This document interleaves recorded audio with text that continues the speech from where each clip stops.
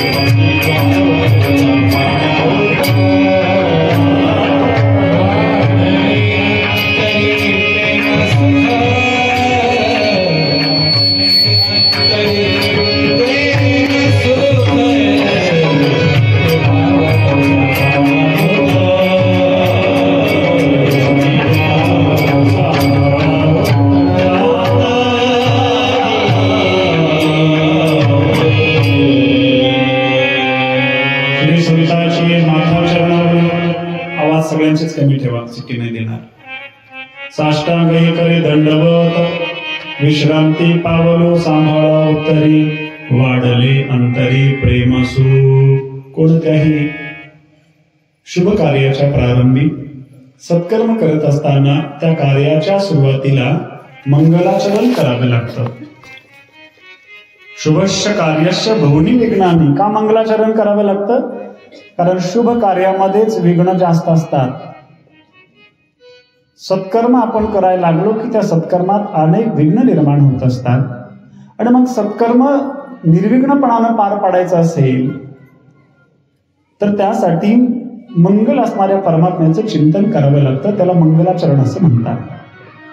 ते मंगलाचरण 3 प्रकारचं आहे. एक वस्तू निर्देश रूप मंगल, दुसरा आहे नामनिर्देश रूप मंगल, आणि तिसरा आहे आशीर्वाद रूप मंगल. घाबरू नका, जास्त अवघडात घालणार नाही. 3 मंगलाचरणाचे प्रकार आहेत. वस्तू निर्देश रूप, नामनिर्देश रूप आणि आशीर्वाद रूप मंगल. वस्तू निर्देश रूप म्हणजे देवाची दोन रूप आहेत, एक मूर्त एक अमूर्त, ज्याला सगुण आणि दुसरं निर्गुण. आवाज कळतोय ना माझा? स्पष्ट कळतोय ना? सगुण आणि निर्गुण. सगुण अथवा निर्गुण रूपाचं वर्णन करणं, गुणानुवाद करणं, याला वस्तू निर्देश. वस्तू म्हणजे परमात्मा. तरी परमात्मा ऐसी एक वस्तू असे जे जया दिसे ज्ञानास ज्ञानोबरा म्हणतात. वस्तू म्हणजे परमात्मा, त्याचं वर्णन म्हणजे वस्तू निर्देश रूप मंगल. नामनिर्देश भगवंताच्या नामाचं चिंतन करणं, नमस्कार करणं आणि आशीर्वाद रूप मंगल म्हणजे भगवंताकडे, सद्गुरूकडे आपली इच्छित वस्तू प्राप्त व्हावी म्हणून मागणं, त्याला आशीर्वाद रूप मंगल असं म्हणतात. आपण सुरुवातीला तुकोबारायांना नमस्कार करून या कथेची प्रारंभ आपण केलाय. नामनिर्देश रूप मंगल म्हणजे आपल्या अंतःकरणातली नम्रता, समोरच्याला कळावी म्हणून केली जाणारी क्रिया, त्याला नमस्कार असं म्हणतात. मोठ्यांना, साधू संतांना नमस्कार केलं, त्यांचा आशीर्वाद घेतला की आपलं कार्य निर्विघ्नपणानं पार पडतं. म्हणून नमस्कार केला पाहिजे. हे मंगलाचरण करण्याची आपली परंपरा आहे. नमस्कार करून तुकोबारायांच्या अवतार चरित्राचा विचार आपल्याला करायचा आहे.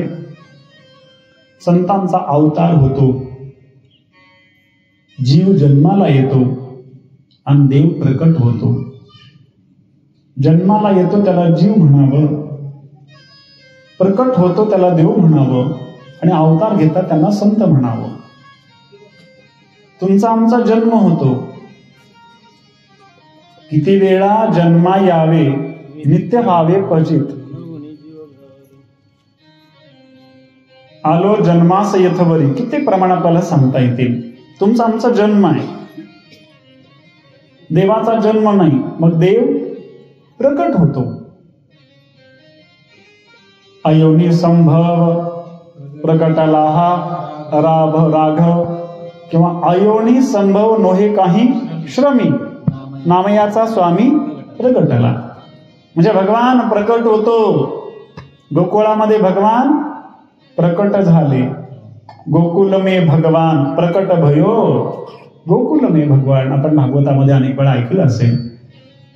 म्हणजे देव प्रकट होतो, जीव जन्म घेतो आणि संत अवतार घेतात. अवतार घेतात त्यांना संत म्हणा.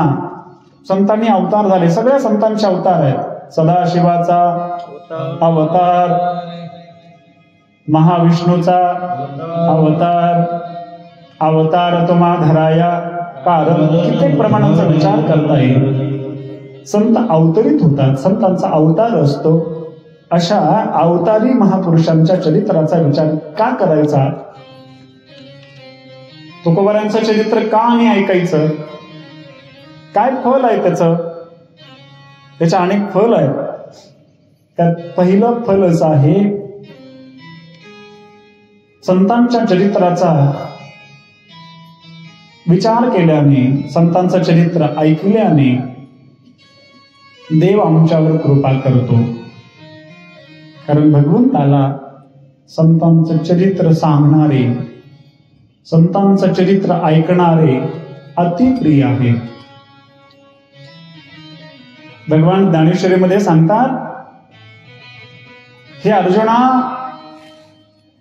माझ्या भक्ताचं जे चरित्र सांगतात, माझ्या भक्ताचं चरित्र जे ऐकतात, ते मला माझ्या प्राणापेक्षा जास्त प्रिय आहे. ते हे प्राणा परवते आवडते मज निरुते, जग भक्त चरित्रा ते प्रशंसिती गा. भक्त चरित्राची प्रशंसा करणारे, भक्ताचं चरित्र सांगणारे, ऐकणारे, ठेवणारे मला माझ्या प्राणापेक्षा प्रिय वाटतात. कारण भगवंताच्या आवडीचा विषय म्हणजे भक्त आहे. देवाला भक्ता इतकं दुसरं कोणी आवडत नाही. न तथा मे प्रियतम आत्मयोनी न शंकर न च श्री नैवात्माच यथा भवान. भगवान श्रीमद भागवतामध्ये बोलून गेले. भगवान म्हणतात, मला भक्त जेवढे आवडतात तेवढं कोणीच आवडत नाही. किती भक्त आवडतात? मग भगवंताने सांगितलं, यांच्यापेक्षा जास्त. न तथा मे प्रियतम आत्मयोनी. आत्मयोनी म्हणजे ब्रह्मदेव. ब्रह्मदेवाचा जन्म भगवान विष्णू पासून झाला. म्हणून ब्रह्मदेव भगवान विष्णूंचे पुत्र आहेत. मग बघा, पुत्रावर माणसाचं किती प्रेम असतं, मुलावर किती प्रेम असतं. तर भगवान म्हणतात, माझं ब्रह्मदेवावर जेवढं प्रेम नाही तेवढं जास्त प्रेम माझ्या भक्तांवर आहे. आत्मयोनी मला ब्रह्मदेव तेवढं आवडत नाही. नच शंकर, भगवान शंकर विष्णूंचे उपासक आहेतच, पण भगवान शंकर आणि विष्णू एकरूप आहे. शिव शरदयम विष्णू, विष्णू शरदयम शिव. एकाचे हृदयी. फरक किती आहे? हरी आणि हर. किती फरक आहे? फक्त वेलांटीचा फरक आहे.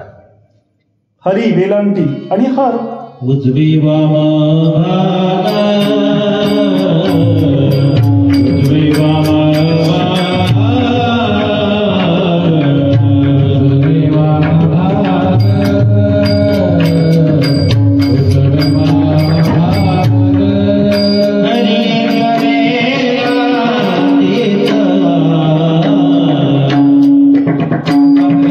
एकच अंग.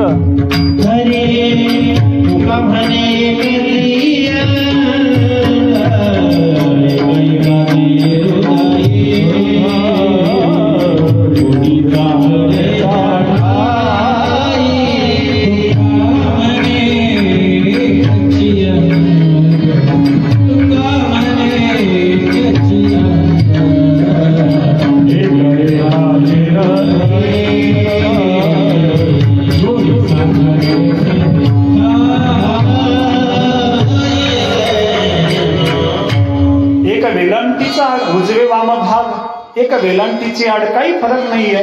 एका वेलांटीचा फरक आहे, म्हणजे हरी आणि हर एकरूप आहे. एवढे एकरूप असणारे भगवान शिवजी सुद्धा मला तेवढे आवडत नाही ना. शंकर नच श्री. भगवान म्हणाले, ब्रह्मदेव आवडत नाही याच्यात नवल नाही, शंकर तेवढे आवडत नाही यात नवल नाही. श्री म्हणजे लक्ष्मी सुद्धा मला तेवढी आवडत नाही. माणसाचं कोणावर प्रेम नसेल, माईवर नसेल, बापावर नसेल, भावावर नसेल, पण बायकोवर तरी असतेच की. कारण भगवान म्हणतात, मला माझ्या पत्नीवर सुद्धा एवढं प्रेम मी करत नाही. नच श्री नैवात्मा. अहो नाही, मला माझा आत्मा सुद्धा तेवढा आवडत नाही. माणसाचं सगळ्यात जास्त प्रेम कोणावर असेल तर ते आपल्यावर असतं, आपल्या स्वरूपावर असतं. आपण इतरावर प्रेम करतो ते आपल्यासाठी करतो, आपल्यासाठी सगळ्यावर प्रेम असतं. त्यामुळे सगळ्यात प्रिय कोणी असेल तर आपल्याला आपला आत्मा आहे.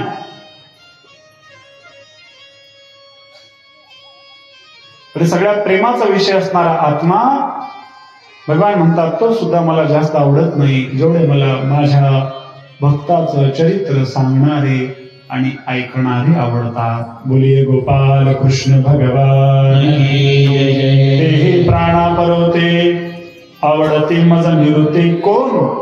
जे भक्त चरित्रात प्रशंसितिगा, भक्त चरित्राची प्रशंसा करतात, भक्त चरित्र सांगतात, तुकाराम महाराज चरित्र ऐकतात, ते मला प्रिय आहेत.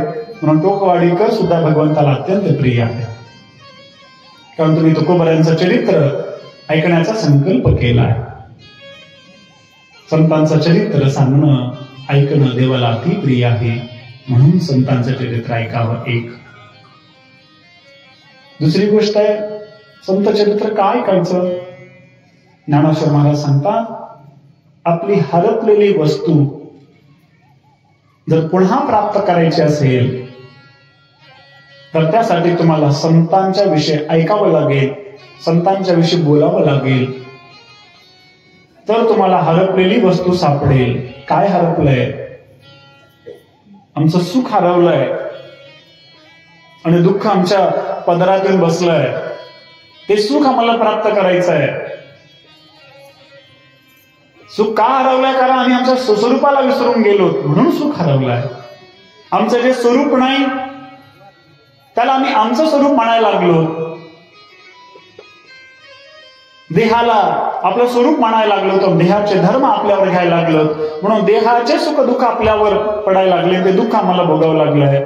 मग ज्ञानेश्वर महाराज म्हणतात, जर तुम्हाला याच्यातून बाहेर पडायचं असेल, त्या सुखाची प्राप्ती करायची असेल, ते स्वरूप प्राप्त करायचं असेल, तर त्यासाठी तुम्हाला तुकोबारांचं चरित्र ऐकावं लागेल, सांगावं लागेल, ठेवावं लागेल. हरपले आपण पे पावे, ते संता ते पाहता गिवसावे, म्हणून वाणावे ऐकावे तेची सदा. हे स्वस्वरूप प्राप्त करायचं असेल तर संतांना पहा, तुकोबारांचं, ज्ञानोबारांचं, भगवान बाबांचं, वामनभाऊंचं, चोखोबारांचं, सावता महाराजांचं दर्शन करा, त्यांना पहा, त्यांच्याविषयी बोला. संता ते पाहता गिवसावे, म्हणून वाणावे. काय सांगावं? संतांचं चरित्र सांगावं. बराच विचार करायचा, पण आपल्याकडे वेळ कमी आहे. 3 चरित्र आहे, एक जीवाचं, दुसरं देवाचं, तिसरं संतांचं. कोणाचं चरित्र गावं, कोणाचं गाव नाही, त्याचा विचार आपण उद्या करूया. आज आपल्याला कथेला प्रारंभ करायचा आहे. पण संतांचं चरित्र सांगावं, गावं, वाणावे, सतत वाणावे, सतत सतत संतांचे चरित्र सांगावं, ऐकावे, सतत संतांचे चरित्र ऐकावं, तेची सदा सदा हे करा. काय होईल? हरपलेली वस्तू आम्हाला प्राप्त होईल, आम्हाला स्वस्वरूपाची प्राप्ती होईल. आम्हाला संतांचं चरित्र सांगितल्याने, ऐकल्याने आमची हरपलेली वस्तू आम्हाला मिळेल. त्यासाठी संतांचे चरित्र सांगा, ऐका. तिसरा फायदा काय? अनेक फायदे संतांचे चरित्र ऐकण्याचे. तिसरा फायदा असा आहे, महाराज म्हणतात, मुक्त महापुरुषांचं, संतांचं वर्णन केलं, ते ऐकलं, तर संतांची जी अवस्था आहे, ती अवस्था संतांच्या वर्णनाने आम्हाला प्राप्त होऊ शकते. मुक्ता ते निर्धारिता, लाभे अपुलेच मुक्तता. मुक्त महापुरुषांचं वर्णन केल्याने आपल्याला त्यांची मुक्तता प्राप्त होत असते. म्हणून वाणावे, म्हणून ऐकावे तेची सदा. म्हणून तुकोबारांचं चरित्र ऐका, सांगा, त्याचं चिंतन करा. बोलिये जगद्गुरु तुकाराम महाराज. पण अशा संतांचं चरित्र ऐकावं, ते चरित्र, त्या चरित्राचं चिंतन आपल्याला 7 दिवस करायचं आहे. संत चरित्राचा विचार आमच्या महिपती महाराजांनी सांगितलाय. महिपती महाराजांनी अनेक ग्रंथ लिहिले, त्या ग्रंथातून संतांचं चरित्रच सांगितलंय. म्हणून महिपती महाराजांना संत कवी असं म्हणतात. संतांचे चरित्र सगळ्यात जास्त लिहिलेत महिपती महाराजांनी. भक्ती विजय ग्रंथ महिपती महाराजांनी लिहिलाय. संत लीलामृत महिपती महाराजांचा आहे. आणि तुकोबारांचं चरित्र महिपती महाराजांनी लिहिलंय. भक्ती विजयमध्ये तुकोबारांचं चरित्र आहे. संत लीलामृत मध्ये तुकोबारांचं चरित्र लिहिलंय. मग 2 ग्रंथात दिलेलं असताना परत स्वतंत्र तुकोबारांचं चरित्र का लिहावं वाटलं, का लिहिलं? त्याचं कारण असं आहे, व्यासांनी भगवंताची स्तुती करण्यासाठी भगवंताचं चरित्र लिहावं म्हणून अनेक पुराण लिहिले. आणि 17 पुराणातून व्यासांनी भगवान कृष्ण कण्याचं चरित्र थोड्या थोड्या रूपामध्ये 17ही पुराणातून लिहिलंय. महाभारतातून कृष्णाचं चरित्र लिहिलं, जगाला सांगितलं, पण तरी व्यासांच्या मनाला समाधान मिळेना. आणि तेव्हा व्यासांनी कृष्ण चरित्र लिहिण्यासाठी स्वतंत्र ग्रंथ लिहिला. त्या ग्रंथाचं नाव आहे श्रीमद भागवत. तसं इतर पुराणात सुद्धा कृष्णचरित्र आहेच की, पण स्वतंत्र कृष्णचरित्र लिहिण्यासाठी व्यासाने स्वतंत्र ग्रंथ केला, ते म्हणजे भागवत. आणि जेव्हा व्यासांनी हे कृष्णचरित्र लिहिलं, तेव्हा व्यासांना समाधान मिळालं, व्यासांच्या वाणीला सार्थकत्व प्राप्त झालं. येथे व्यासांची वाणी सार्थक शास्त्र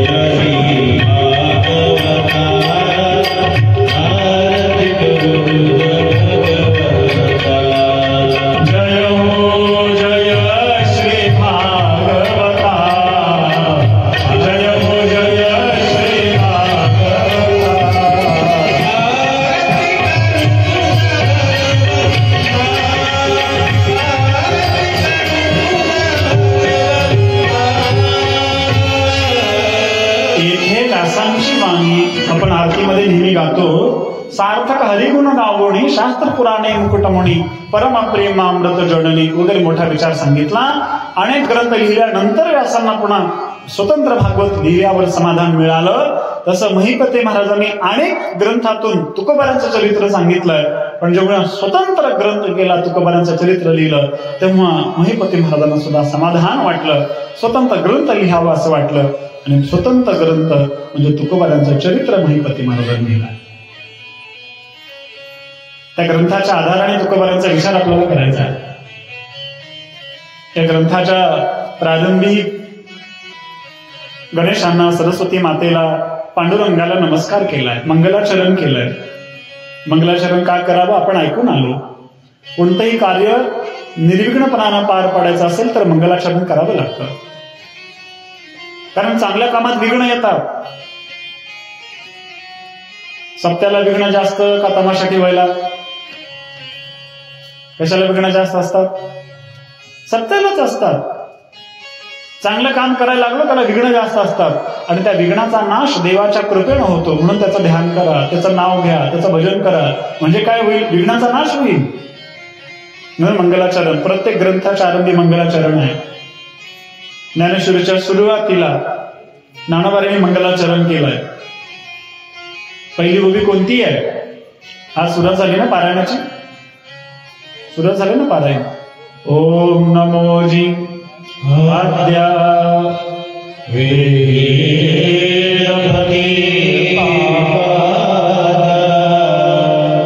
जय जय स्वसंवेद्या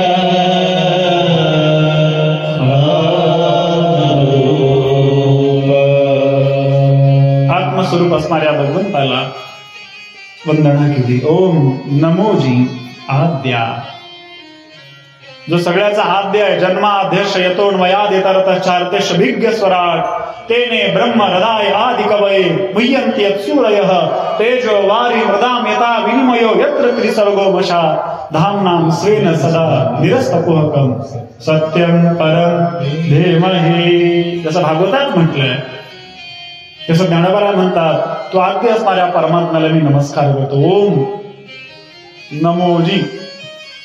आमचे महाराज गमतीनं सांगतात, एकाने अर्थ काढला म्हणे ओम नमोजी.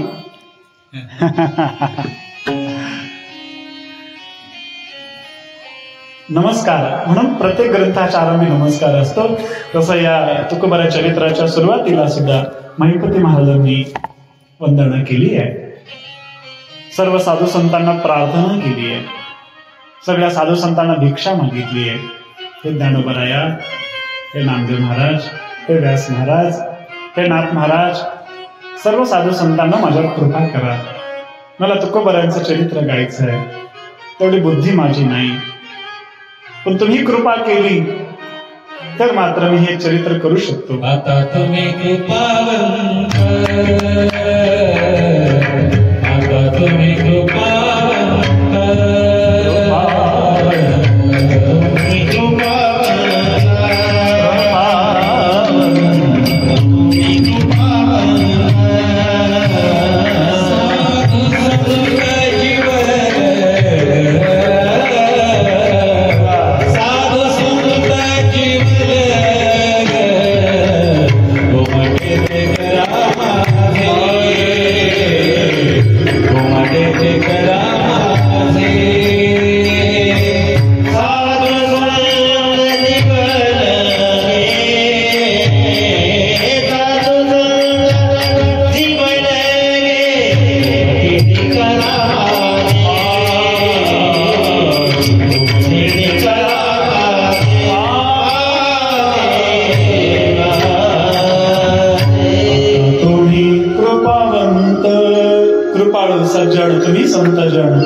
एवढे कृपादान तुमचे मग साधू संतांना माझ्यावर कृपा करा.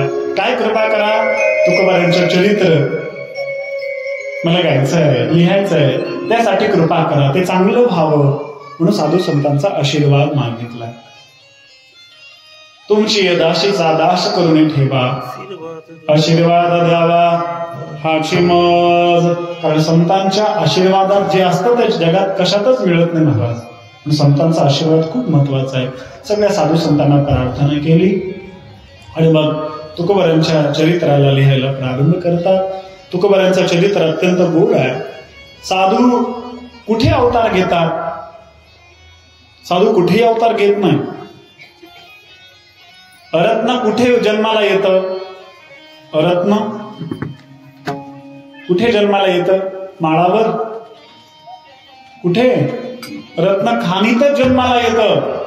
दगड धोंडे कुठे माळावर जन्माला येतात, कुठे निर्माण होतात, पण रत्न खाणीत जसं जन्माला येतं तसं संत सुद्धा अशा पवित्र कुळात आणि पावन देशात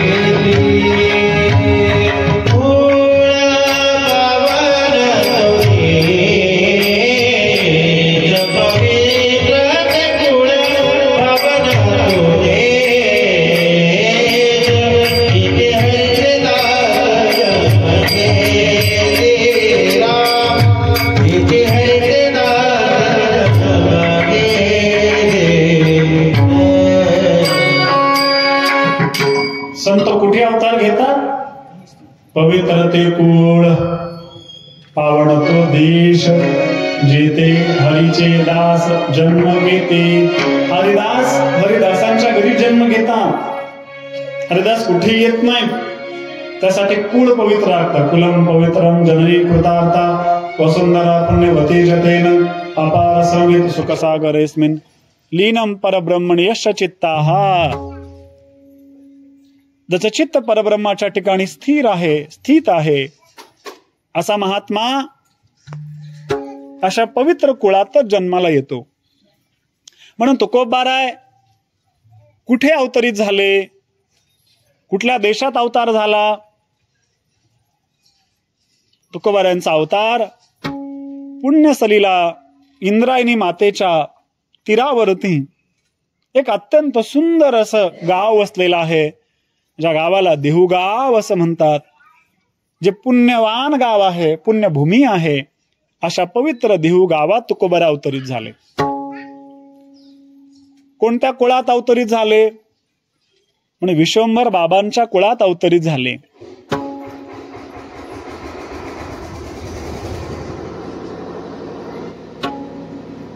जसं खाणीत रत्न जन्माला येतं, तसं विश्वंभर बाबांच्या या पवित्र कुळामध्ये तुकोबारांचा अवतार झाला.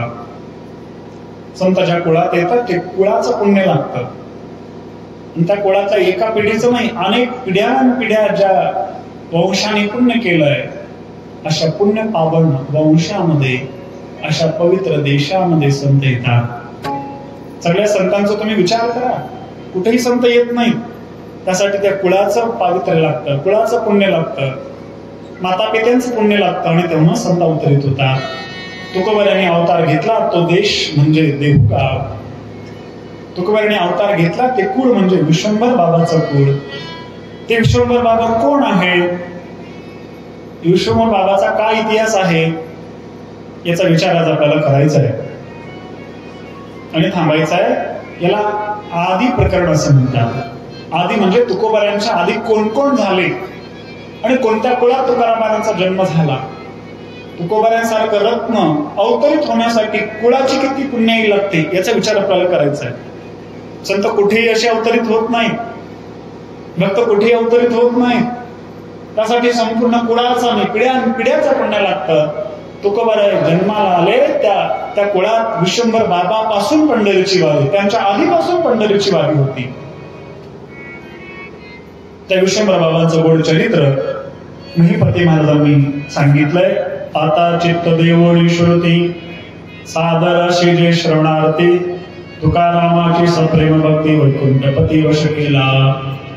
त्याची आधी सविस्तर सादर ऐका भक्त चतुर जो जगद्गुरु वैष्णववीर अवतरे साचार भूमंडळे. तुकोबारांना वैष्णववीर असं म्हटलंय. तुकाराम महाराज वैष्णवांमध्ये वीर आहेत.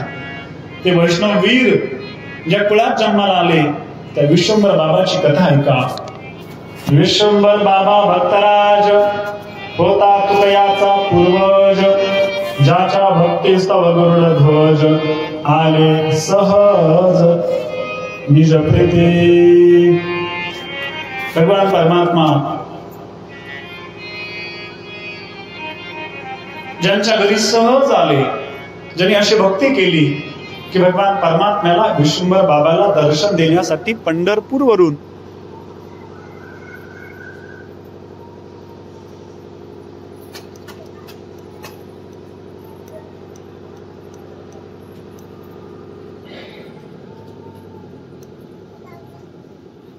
देहूला येण्याची इच्छा झाली. ते विश्वंभर बाबाची भक्ती कशी होती?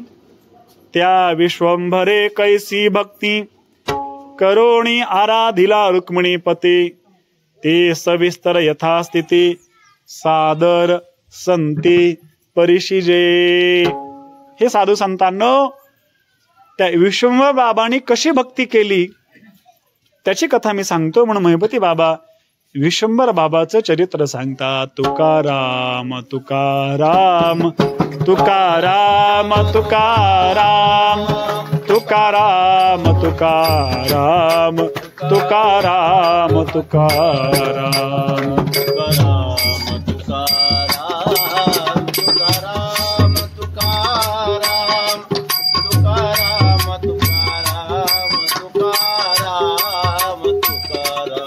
तुकाराम तुकाराम तुकाराम तुकाराम तुकाराम तुकाराम तुकाराम तुकाराम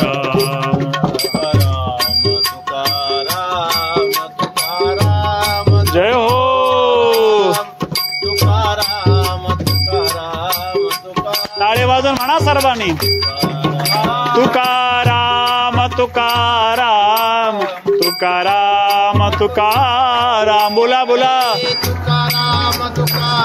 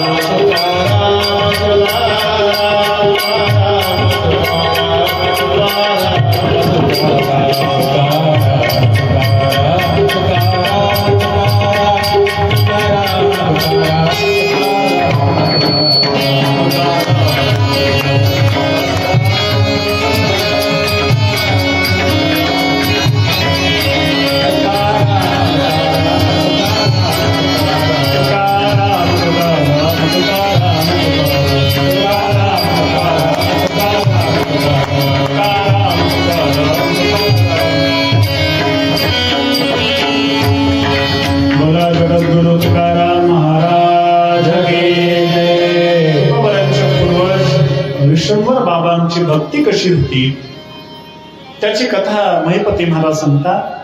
ऐका. विश्वंभर बाबा भगवान परमात्म्याचे भक्त होते. त्यांनी 9 प्रकाराने भगवंताची भक्ती केली असा विचार महिपती महाराजांनी सांगितला. याला नवविधा भक्ती म्हणतात. उत्तम व्यवहार करिता जाण, असत्य कदापि न बोले वचन. व्यवहार अत्यंत उत्तम करायचे, पण व्यवहार करत असताना कधी खोटं बोलायचे नाही. संसारात असून प्रामाणिकपणाने संसार करायचे. सगळ्यांसोबत अत्यंत प्रेमानं राहायचे. प्रारब्धे मिळेल धनधान्य, सत्कर्मी पूर्ण देवीची, आणि मग व्यवहार करत असताना प्रारब्धाने जे धन मिळेल ते मिळालेलं धन चांगल्या कामात खर्च करायचे. जसं तुकाराम महाराजांनी सांगितलंय, जोडोनिया धन उत्तम व्यवहारे उदास विचारे वेचकरे. चांगल्या मार्गातून कमवावं आणि चांगल्या कामात त्याचा दानधर्मात विनियोग करावा. तसं विश्वंभर बाबा सुद्धा चांगल्या मार्गाने कमवायचे आणि मिळालेलं धन केवळ आपल्यासाठीच नाही तर ते इतरांसाठीही आहे, म्हणून त्याचा चांगला विनियोग दान धर्मामध्ये ते करायचे.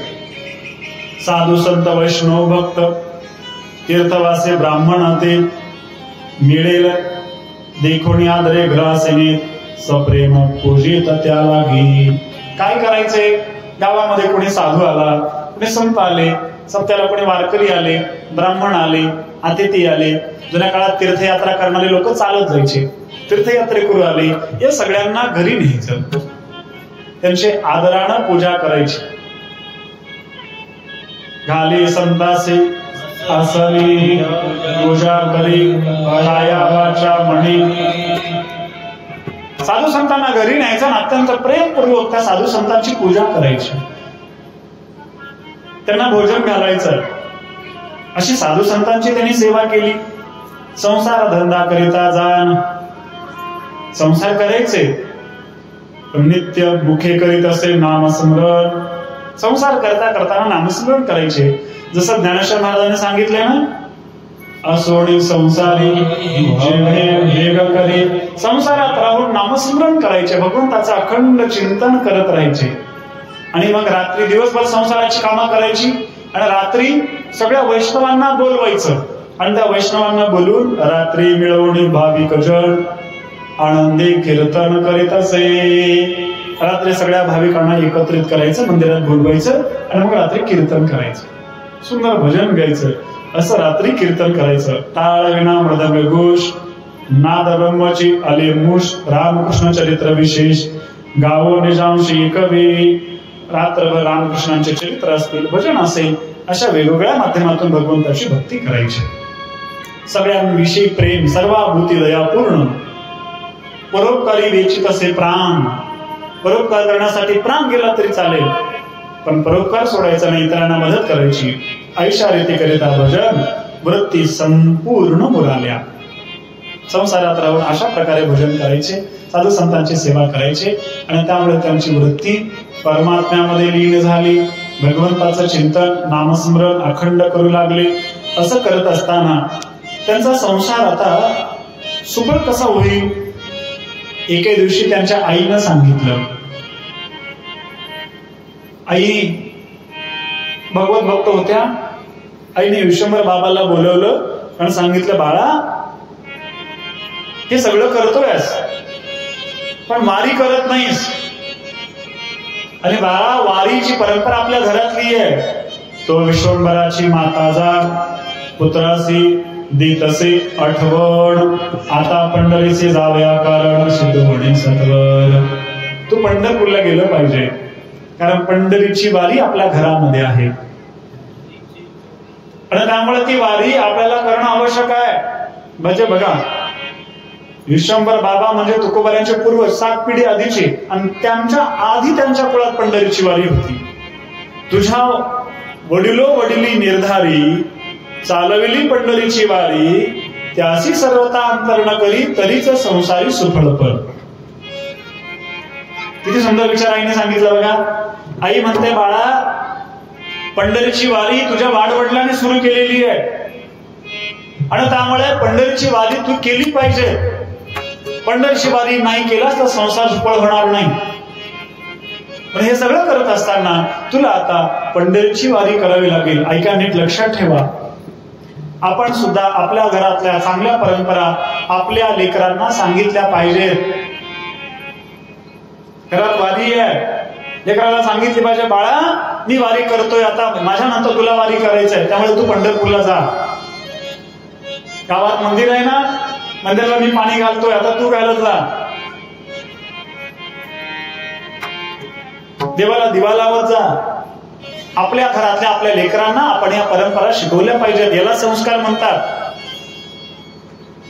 आम्ही सगळ्या लेकरांना शिकवतो, पण आमच्या परंपरा शिकवत नाही. आणि त्यामुळे आमच्या परंपरा बंद पडायची वेळ झाली आहे. मायबाप अशा चांगल्या परंपरा आपल्या लेकरांच्या हातात आपण दिल्या पाहिजे. आपल्या लेकरांना सांगितलं पाहिजे. घराची वाटणी करत असताना वाटणी प्रॉपर्टी वाटून घेता ना, जसं पंढरीची वारी वाटून घ्या. मोठ्याने आषाढीला जायचं, धाकट्याने कार्तिकेला जायचं. आळंदीला पंगत असते ती मोठ्याने द्यायची, पंढरपूरची पंगत धाकट्याने द्यायची.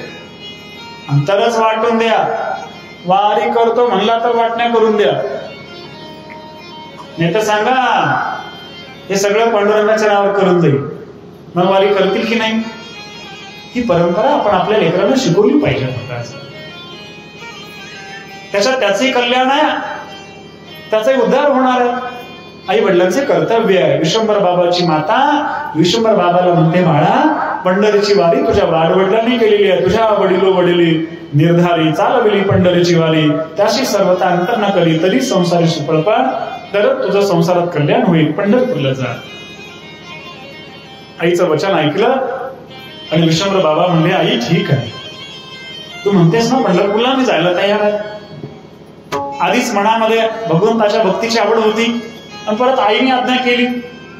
आई तुझी आज्ञा शिरसाबंदी आहे, मी जातो पंढरपूरला. कधी जावं लागतं? म्हणजे बाळा दशमीला जावं लागतं. एकादशीचे सगळे नियम पाळावे लागतात, द्वादशी, आणि मग सगळं करून परत यावं लागतं. याला वारी म्हणतात. आणि मग कार्तिक महिन्यामध्ये आईने सांगितलं विश्वंभर बाबाला, तू वारीला जा. कार्तिक महिन्यातल्या शुद्ध वारीला विश्वंभर बाबा वारकऱ्यांसोबत गेले. पंढरपूरला वारकऱ्यांसोबत गेलं पाहिजे. तर वारीचे सगळे नियम माहिती होतात. पंढरपूरला सुद्धा काही नियम पाळावे लागतात. ते सगळे नियम आमच्या विश्वंभर बाबांनी पाळले. दशमीला पंढरपूरला गेले. चंद्रभागा स्नान, पुंडलिकरायांचं दर्शन, प्रदक्षिणा, नगर प्रदक्षिणा, आणि मग एकादशीला दुसऱ्या दिवशी स्नान करून परत मंदिराकडे प्रयाण केलं. नामदेव पारीला नामदेवरायांच्या चरणावरती नमस्कार केला. चोखोबाऱ्यांचं दर्शन घेतलं. आत गेले. गरुडाचं, हनुमंतरायांचं दर्शन घेतलं. आणि मग गरुड खांबावर जाऊन गरुड खांबाला आलिंगन दिलं. कानाला जर उड्या मारल्या. विश्वंभर बाबा आता बारींना पांडुरंगाच्या मंदिरामध्ये गेले. त्या काळी एवढी काही गर्दी नसायची, निवांत असायची वेळ. मंदिरात समोर गेले. पाहिलं भगवंताचं ते सुंदर रूप, पांडुरंगाची सुंदर सावळी मूर्ती. जशी ज्ञानोबाऱ्यांना दिसली तसं दर्शन आमच्या विश्वंभर बाबाला सुद्धा झालं. पांडुरंग कांती दिव्य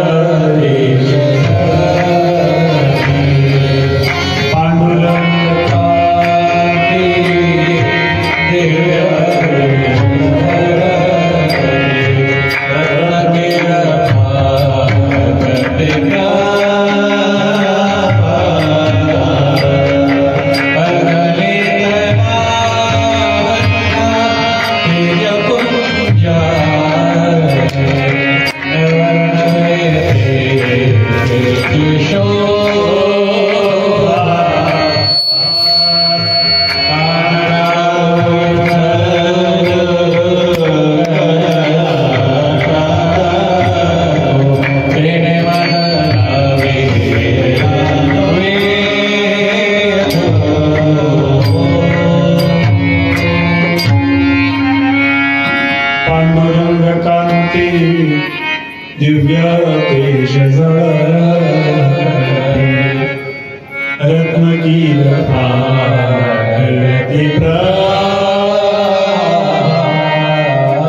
अशा सुंदर स्वरूपाच्या त्या परमात्म्याचं दर्शन झालं. देवाच्या चरणावरती डोकं टेकवलं. राजस सुकुमारी मदनाचा राजस सुकुमार मदनाचा पुतळा राजस सुकुमार मदनाचा पुतळा राजस सुकुमार मदनाचा पुतळा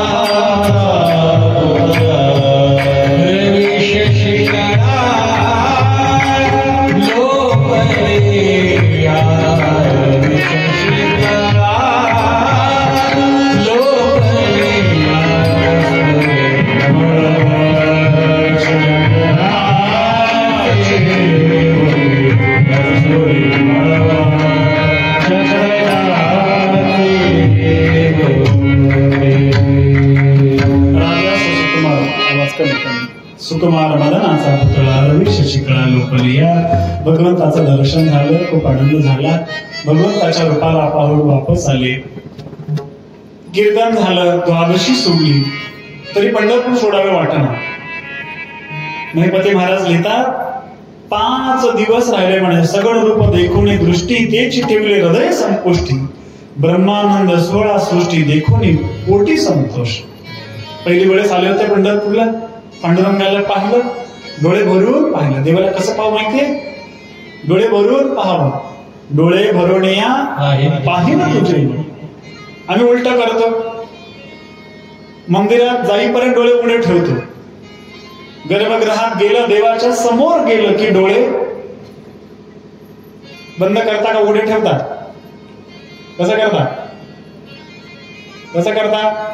खरं सांगा, तुम्हाला सटवायची शपथ. कसं करता? झाकता की उघडे ठेवता? झाकता ना? बरेच लोक पाहतो मी, मंदिरात गेले की डोळे झाकतात.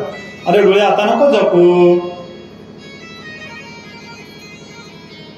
आता डोळे उघडे ठेव. डोळे उघडे ठेवून देवाला पहा. डोळे भरून देवाला पहा. डोळे भरून या पाहीन तुझी. चरणापासून देवाच्या मुखापर्यंत देवाला निहाळून पाहावं. आणि मग बाहेर आल्यावर वट्टा असतो बघा. इथे वट्टा आहे ना मंदिराला? आहे की मंदिराला वट्टा? हे वट्टा कशासाठी असतो? मंदिराच्या, प्रत्येक मंदिराच्या बाहेर ओटा असतो. तो कशासाठी असतो? त्या वट्याला काय म्हणतात? तुमच्याकडे वट्याला काय म्हणतात? कोणता वट्टा म्हणतात त्या वट्याला? मोठ्याला म्हणा की मला थोडं ऐकू येत नाही. काय बाबा, कोणता वट्टा म्हणतात त्या वट्याला? बोला बोला, घाबरू नका. कुचर वट्टा ना? अहो, तो कुचर वट्टा म्हणजे तो तशा गोष्टी बोलायसाठी नसतोच. पण काय करतात आपण तिथे बसून तसे काम करतो म्हणून त्याचं नाव पडलंय. तो बदनाम झाला म्हणून बदनाम होई. तसं तो वट्टा बदनाम झाला. तो कुचर वट्टा नाही, तो ध्यान करायचा वट्टा आहे. देवाचं दर्शन आत जाऊन करायचं, वट्यावर बसायचं. ज्या देवाला मंदिरात जाऊन पाहिलं त्या देवाचं बाहेरून ध्यान करायचं. इथे बघा, ज्या भगवंताला जाऊन आत पाहिलं, सगळं रूप देखून दृष्टी तेचे ठेवले हृदय संपुष्टी. बाहेरून ध्यान करावं आणि ते हृदयात साठवावं. मग ते रूप घेऊन घरी जावं, म्हणजे आनंद मिळतो. तसं विश्वंभर बाबाने केलं. देवाला डोळे भरून पाहिलं, ते रूप हृदयामध्ये साठवलं. घरी परत म्हणजे मठावरती आले. सुंदर रात्रभर भजन कीर्तन झाले. कितीतरी आनंद, कितीतरी समाधान, कितीतरी वाटायला लागलं. द्वादशी सोडली. पण द्वादशी सोडली तरी विश्वंभर बाबा पंढरपूर सोडून गेले नाही. पंढरपूरची वारी कशी करावी याचे काही नियम आहे. गेला पंढरपूरला आणि लगेच परत आला असं नाही जमत. काही तीर्थक्षेत्रात 7 दिवस राहावं लागतं, काही तीर्थक्षेत्रात 5 दिवस राहावं लागतं, काही तीर्थक्षेत्रात 3 दिवस राहावं लागतं. तसं पंढरपुरात कमीत कमी 3 दिवसाचा विधी सांगितलाय. दशमी, एकादशी आणि द्वादशी. तसं तरी इथे पंचरात्री क्रमण तीर्थ 5 रात्री सांगितलं. दशमी पासून पौर्णिमेपर्यंत वारकरी राहतात. पौर्णिमेचा काला घेतल्याशिवाय वारकरी पंढरपूरहून येत नाही. त्याला पंचरात्र म्हणतात. पण आपल्याला नाही जमलं, कमीत कमी 3, दशमी, एकादशी, द्वादशी हे तरी केलं पाहिजे. काही काही वारी करतात एकाने बापाने पोराला सांगितलं, बघ पंढरपूरची वारी चुकू नको. तो म्हणला, हो हो ठीक आहे. सकाळीच गेला रात्रीच परत. बाबा म्हणले, अरे सकाळी जाऊन रात्री परत कसा आलास? तो म्हणला, पंढरपुरात गेलो, बसमधून खाली उतरलो, नमस्कार केलो, परत बसमध्ये बसलो, वापस आलो. झाली म्हणे वारी. असं पंढरपूरला शिवून आल्याने नाही जमत. पंढरपुरात जावं लागतं. सगळी विधी आहे. चंद्रभागा स्नान आहे, पुंडलिकाचं दर्शन आहे, चोखावऱ्यांचं नामकऱ्यांचं दर्शन आहे, नगर प्रदक्षिण आहे, पांडुरंगाचं दर्शन करा, नाही झालं तर कळसाचं दर्शन करा, कीर्तन ऐका, साधू संतांची सेवा करा. द्वादशी सोडा निवड हा नियम आहे. तर विश्वंभर बाबा 3 दिवस नाही 5 दिवस राहिले. द्वादशी सोडली, द्वादशीला भजन झालं, कीर्तन झालं. एव पंचरात्री कर्मणी तेथ नाम संकीर्तनी झाला तृप्त, देवाची आज्ञा मागुणी त्वरित, परतुणे येता निजग्रामा. आणि मग 4-5 दिवस झाले. पौर्णिमेला काला घेतला, देवाला नमस्कार घेतला, देवाला म्हणाले, देवा येतो, जातो माघारी पंढरीनाथ. पंढरीनाथात चाललोय हा, परत लवकरच येतो असं म्हणून ते परत आले. आणि मग विठ्ठल पायी ठेवणी मन विश्वंभर पातला सदन, घरासी येवणी निज प्रीतीने केले नमन मातीसी. नैपती महाराज म्हणतात, विश्वंभराबा परत आले आणि आल्याला काय केलं? केले नमन मातेचे. हा विधी आहे, लक्षात ठेवा. पंढरपूरहूनच नाही, कुठल्याही देवाला जात असताना आई वडिलांना नमस्कार करून देवाला जावं लागतं. आणि देवावरून आलं की सगळ्यात आधी आई आणि वडिलांना नमस्कार करावा लागतो. ऐका, कान उघडे ठेवून ऐका, इतरांना सांगा. देवदर्शन करून आल्यानंतर आई वडिलांचं दर्शन घेतलं नाही तर तीर्थयात्रेचं सगळं पुण्य तुम्हाला मिळत नाही. नियम आहे त्याचा. देवदर्शन आलं की सगळ्यात आधी घरातल्या वडीलधाऱ्या माणसांना, आई वडिलाला नमस्कार करा. म्हणजे ज्या देवाचं दर्शन आपण मंदिरात केलं तोच देव यांच्या रूपाने आपल्या घरी विराजमान आहे, म्हणून त्यांना नमस्कार करा. मातरम पितरम चैव साक्षात दैवता. माता पिता म्हणजे साक्षात देव आहे, त्याला नमस्कार करा.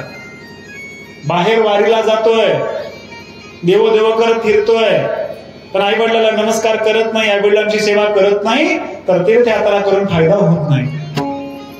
म्हणून आई वडिलाला नमस्कार करा. आता इथून पुढे लक्षात ठेवा, देवदर्शन करून आले की आधी आई वडिलाला नमस्कार करावा. विश्वंभर बाबा पंढरपूरहून परत आले, केले नमन मातेसी. आईला नमस्कार केला, आईच्या जवळ बसले आणि मग आईला सगळा महिमा सांगितला.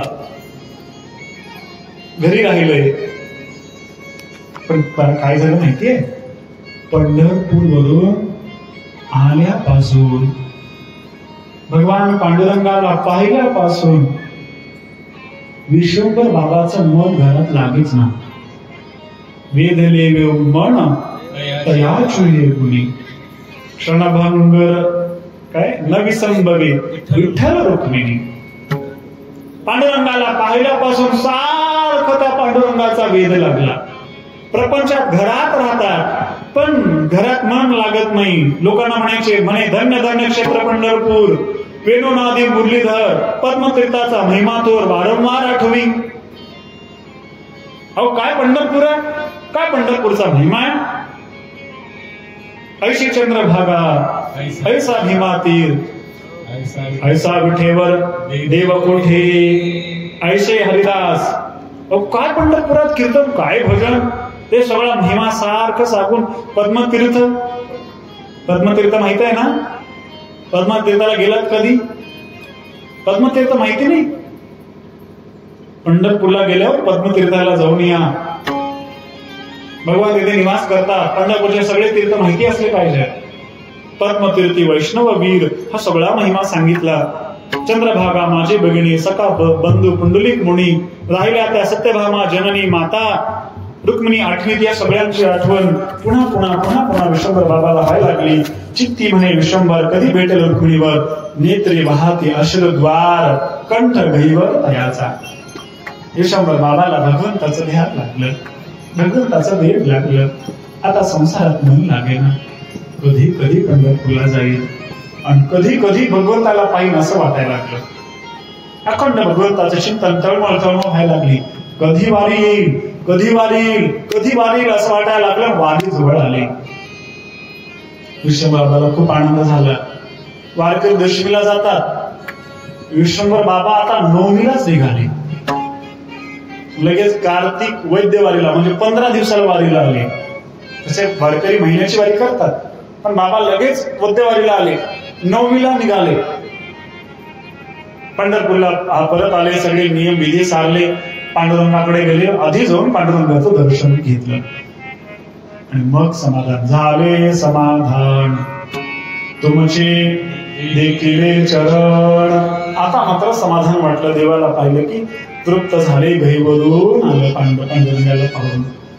क्षमाचराने विटे कटिकर ठाण साजरे सुकुमार ऐसे ध्यान दिगंबर पाताचे विसरे देहभान अलिंगण देवणी बाही सप्रेम मिठी गाथली पायी तेने त्रिताप निरसोणी सर्वे झाला विदेही विश्वंभर. लागला टकळा पंढरीचा टकळा लागला होता. पंढरपूरला आले. जाऊन भगवंताला नमस्कार नाही आलिंगण दिलं महाराज. जुन्या काळात आलिंगण वारकरी द्यायचे देवाला. आता आमच्या देवाच्या पायाला हात लागला नाही तर ढकलून देतात. जुन्या काळात आलिंगन द्यायचं. देवाला आलिंगन दिलं, देवाला पाहिलं, सगळा ताप नष्ट झाला. विश्वंभर बाबाला समाधान वाटलं. देवाला पाहून रडू लागले. दशमी व्रत एक भुक्त साचार एकादशी उपोषण हरी जागर रात्री ऐकून कीर्तन गजर सप्रेम अंतर तयाचे. एक भुक्त म्हणजे दशमीला एकदा जेवण केलं, एकादशीला तर उपवास केला, रात्रभर भजन चिंतन, द्वादशी सोडली, भगवंताचं चिंतन करू लागले. पंक्तीचे घेऊन वैष्णव भक्त द्वादशी पारणे केले त्वरित संतापाशी जगन्नाथ सर्वदा वसत प्रतिने. आणि मग सगळ्या साधू संतांजवळ राहून परत निघाले. आता परत निघाले पण परत जायची इच्छाच नाही.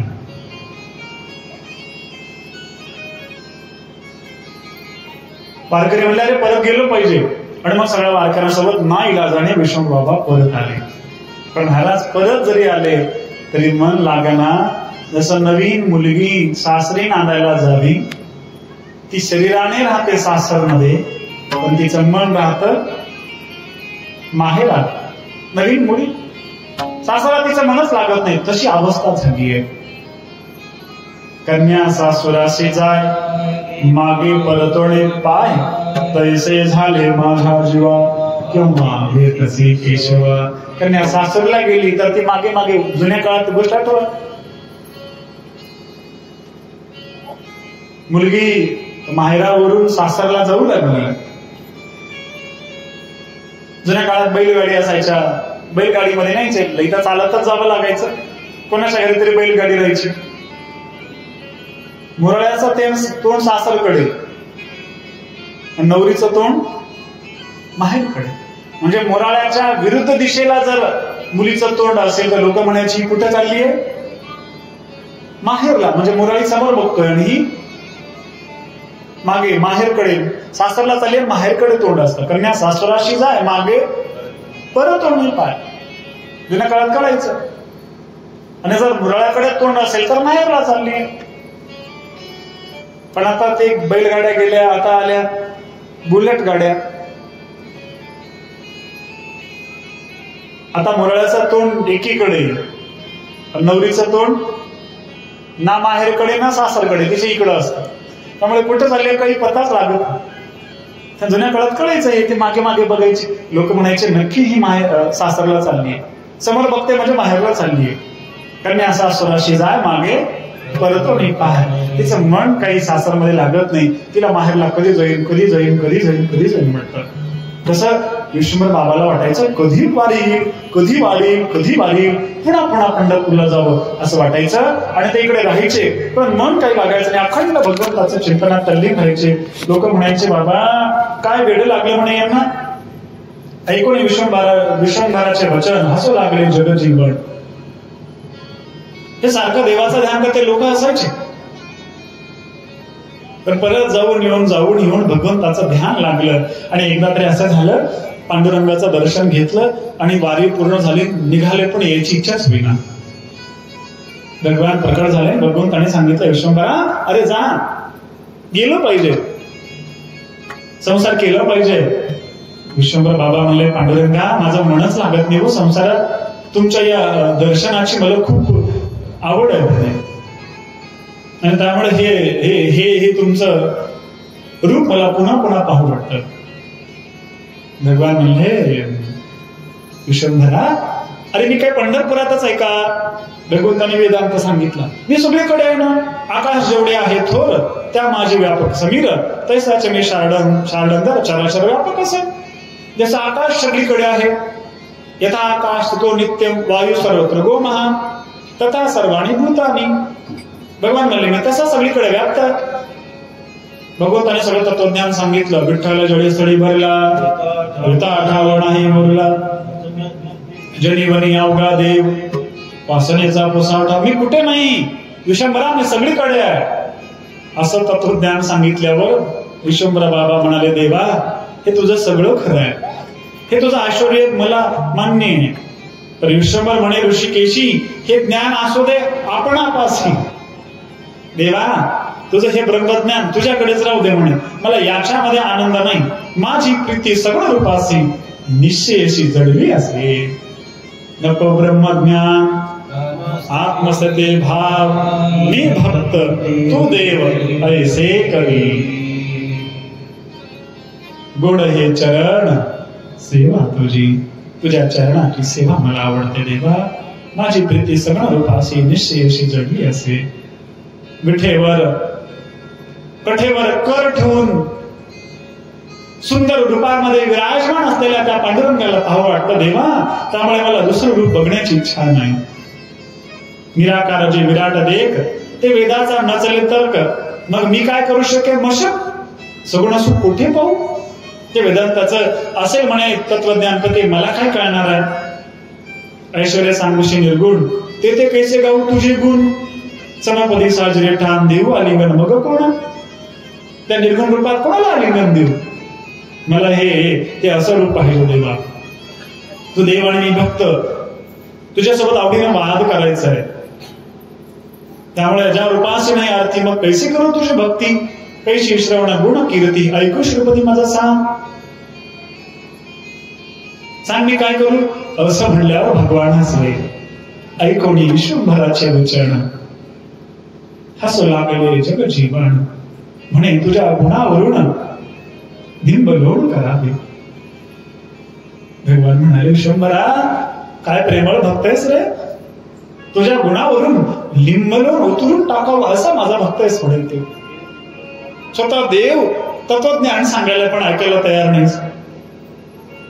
धन्य आहे तुझी भक्ती बाबा.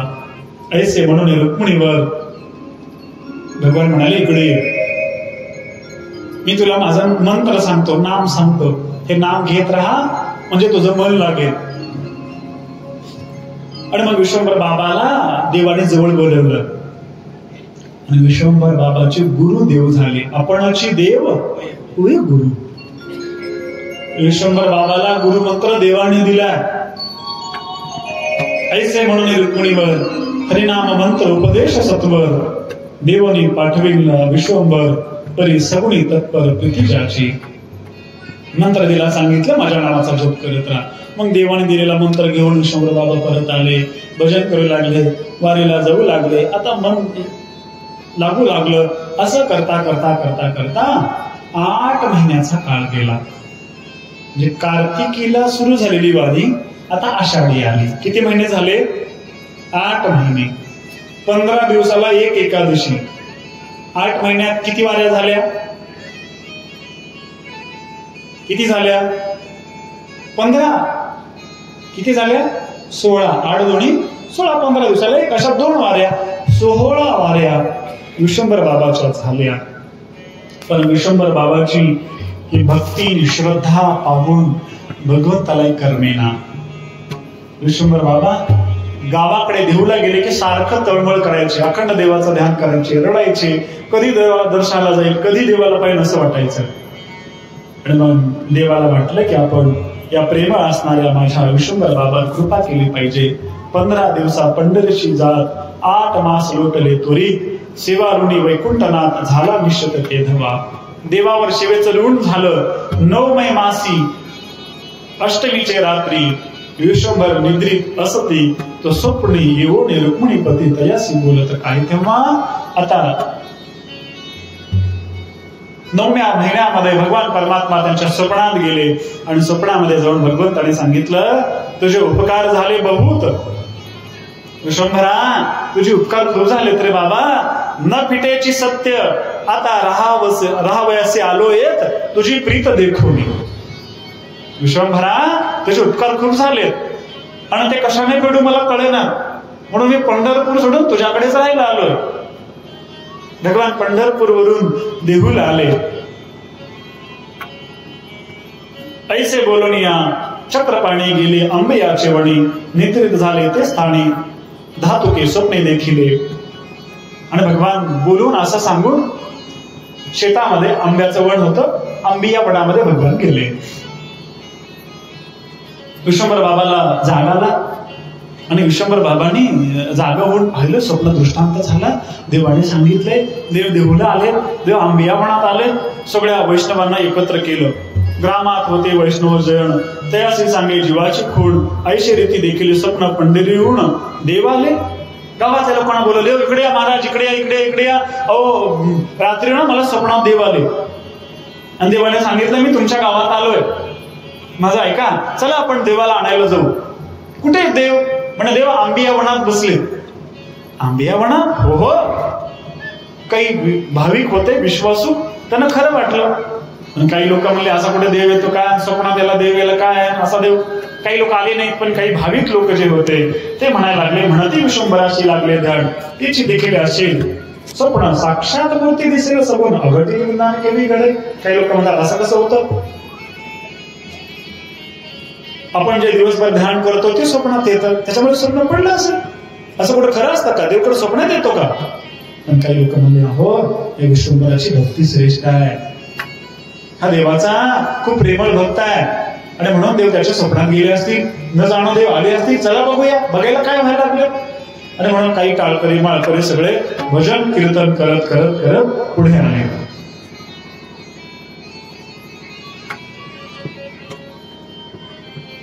आंबिया वनामध्ये गेले. आंबिया वनात जेव्हा जवळ जाऊ लागले ना महाराज, तेव्हा त्या आंबिया वनामध्ये तुळशीचा सुगंध येऊ लागला. अबीर बुक्का याचा सुगंध येऊ लागला. सुगंध दरू लागला सगळीकडे. ऐसे ते वेळी आनंद भक्त मंडळी हरिनामे पिटवणे टाळी कीर्तन कल्लोळे गरजती. सगळेजण समोर आले, कीर्तन करू लागले, भजन करू लागले, टाळ वाजवू लागले, पखवाज वाजवू लागले, सुंदर भजन होऊ लागलं. पण आंबियाच्या वनात गेले तर काही मूर्ती दिसेना. लोक म्हणले कुठे आहे रे देव? इकडे नाही, तिकडे नाही, तिकडे नाही. आणि तेवढ्यामध्ये आकाशवाणी झाली. आकाशवाणीने सांगितलं इकडे तिकडे काय बघताय? अरे समोर भगवान परमात्मा आलेले आहेत, पण ते वर नाही आहेत, म्हणून आत आहेत. आणि त्यामुळे तुम्ही सगळ्यांनी शस्त्र न लावताना भगवंताला वर काढा. आकाशवाणी झाली. आकाशवाणीने सांगितलं विश्वंभराचे भेटीसी देहूसी आले वैकुंठवासी, तरी शास्त्र न लाविता भूमीसी उकरा तयासी निज हस्ते. हे ऐकवणी ते वेळी आनंदली भक्त मंडळी. ते म्हणजे अरे आकाशवाणी झालीये, चला चला समोर उकरूया. कोणी खंद्यासाठी टिकाव खोरं आणलं होतं, ते बाजूला टाकायला लावलं. आणि मग विष्णू बाबा पुढे गेले, सगळे वारकरी आले आणि हाताने माती काढू लागले. विश्वंभर मग विश्वंभरे लाविता हात, भूमी तो करते वैष्णव भक्त, तो बुका तुळशी मृतिकेत निगती बहुत ते दवा. माती उकरली तर आत तुळस निघायला लागली, बुक्का निघू लागला आणि असा सुगंध धरू लागला. काढत काढत काढत पुढे गेले. पुढे पाहता निज दृष्टीने तो पांडुरंग मूर्ती सावळी सगुण वामांगीते माता रुक्मिणी. सुकुमार ठाण साजले. लोकांनी माती बाजूला सारली, तुळस बुक्का बाजूला सारला, तर अत्यंत सुंदर असणारी सगुण मूर्ती पांडुरंगाची आणि आई साहेबाची दृष्टीस पडली. सगळ्यांनी जय जयकार केला. पुंडलिक वरदा हरी विठ्ठल, पंढरीनाथ भगवान. मग विश्वंभरे उचलून करुणी मूर्ती गावा समीप चालली प्रीती विठ्ठल नामे लोक गरजते कीर्तन नाचती भक्तजन. लोकांना आनंद झाला, साक्षात भगवान आले. स्वयंभू मूर्ती आहे, आई साहेब आहे. जगातलं पहिलं मंदिर जिथे पांडुरंग आणि रुक्मिणी माता सोबत आहे, समीप आहे, ते पहिलं मंदिर म्हणजे देहूला आहे. पंढरपूरला सुद्धा पांडुरंग आणि रुक्मिणी एका ठिकाणी आहेत का? एका ठिकाणी आहेत का? काहीतरी म्हणा ना. हा म्हणत मौन धरलंय का? नाही ना मौन धरलं? धरू नका. धरलं असेल तर कथेत सोडा, विचारल्यावर बोला, एरवी बोलू नका. तुकाराम महाराज मुंडे शास्त्री म्हणाले आमच्या गावातले श्रोते खूप चांगले आहेत महाराज. खरेच तुम्ही आहात, फक्त मी तुमचं लेकरू आहे त्यामुळे बोला. पंढरपुरामध्ये पांडुरंगाची जी मूर्ती आहे, आई साहेब आणि देव एका ठिकाणी आहेत का? नाहीये. देव समोर आहेत आणि रुक्मिणी माता मागे आहेत. म्हणजे पंढरपुरात गेल्यावर वेगळं वेगळं राहिलं पाहिजे असं देवाने सांगितलंय. पण देहूमध्ये भगवान रुक्मिणी माता एकत्र आहेत. आणि हे स्वयंभू मूर्ती आहे, ते कुणी घडवलेली नाहीये. भगवान स्वतः तिथे विराजमान झाले. ही मूर्ती पाहिली, सुंदर रूप. आजही तुम्ही जाऊन बघा, किती सुंदर रूप आहे ते. पुढे आपल्याला मी तुम्हाला सगळं सांगणार आहे या मूर्तीत कसं परिवर्तन झालं ते. एकदा जिजाईंनी भगवंताला दूध पाजवले गरम गरम. पुढे आपल्याला कथा ऐकायची. खूप गोड चरित्र आहे तुकोबाऱ्यांचं. ते तुकाराम महाराज रोजच दूध नेऊन द्यायला लागले देवाला. आईसाहेब म्हणली या काळ्यानं आधीच संसाराचं वाटोळ केलं, रोज दूध पितोय. आईसाहेब म्हणल्या महाराज मी आज जाऊन दूध पाजते देवाला. आणि आईसाहेबांनी असं उखळतं दूध नेलं देवाला पाजलं. आता देव म्हणले रोज पितोय, आज नाही पिलं तर जिजाई म्हणतील तुकोबारांना देवाने दूध नाही पिलं, पुन्हा जाऊन भांडतील, तुम्ही कोणाला देता, त्यामुळे दूध द्यावं लागेल. एवढं गरम गरम दूध भगवंताने पिलं म्हणून देवाचा ओठ सुजलाय. देहूला गेला तर पांडुरंगाला एकदा निहाळून बघा. आमचं लक्षच नसतं देवाकडे, नको तिकडे लक्ष असतं.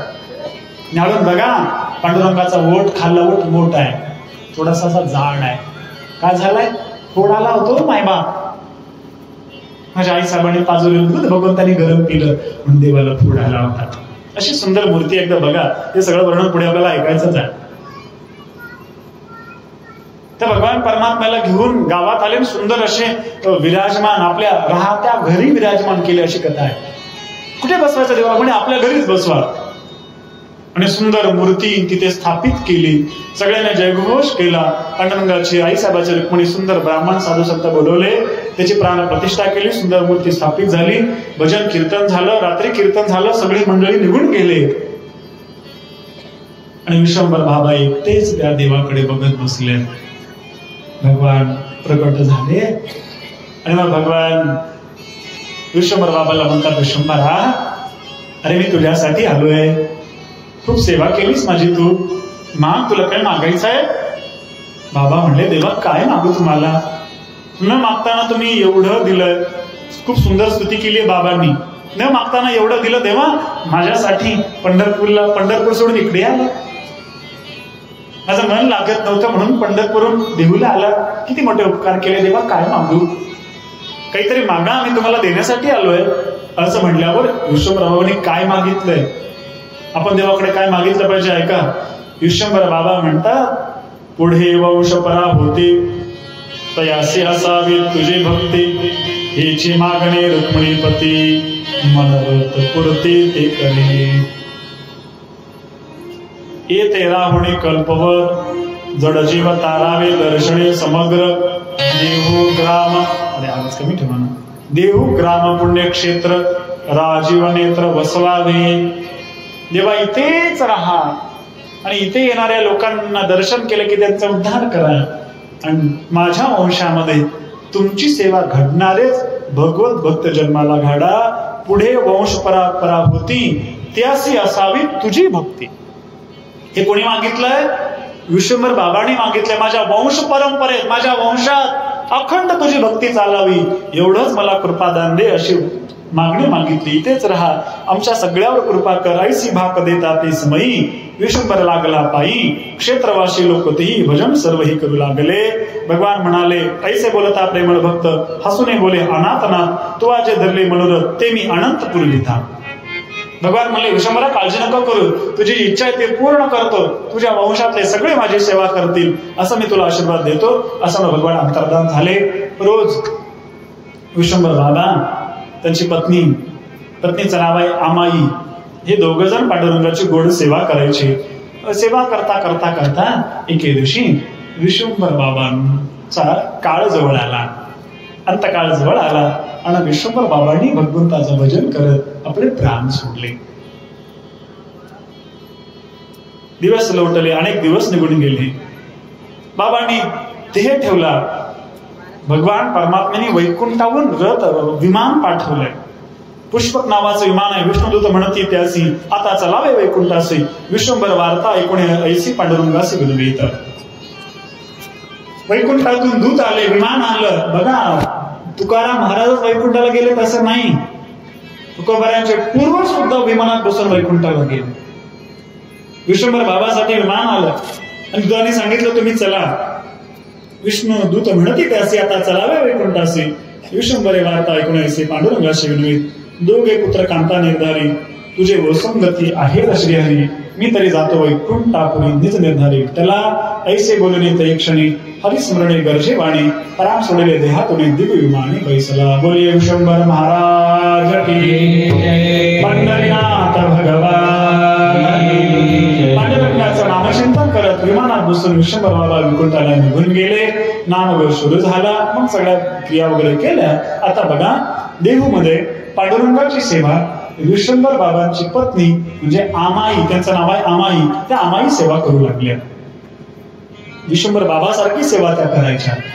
पण कसं आहे, विश्वंभर बाबाला आमाई मातेपासून 2 मुलं झाले होते. एकाचं नाव आहे हरी, एकाचं नाव आहे मुकुंदा.